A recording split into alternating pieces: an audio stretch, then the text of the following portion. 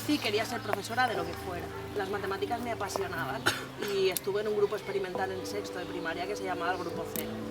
Eso me hizo ver las matemáticas de otra manera diferente y he tenido muy buen profesorado. Estudié matemáticas y cuando empecé a dar clase de profesora de secundaria y bachillerato, me di cuenta de que la tecnología enriquecía, o sea, me comunicaba mejor con mis alumnos y mis alumnas haciendo cosas de tecnología.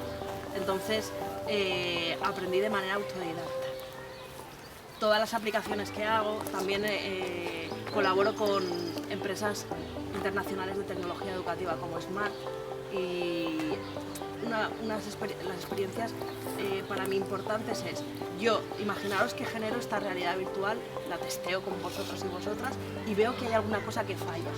Me parece súper bien poder comunicarme con empresas de tecnología educativa y decirle, no, mira, esto no está bien y esto falla.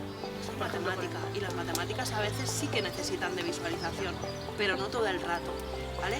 Pienso que la labor y en lo que yo me dedico es a dos cosas fundamentalmente, a la tecnología educativa, pero también a las metodologías de trabajo para enseñar y motivar al profesorado a que haga cosas diferentes.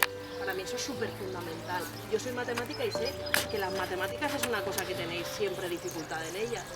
Y visualizarla a modo de juego, imagínate que te explicaran las ecuaciones pi cuadradas con un juego.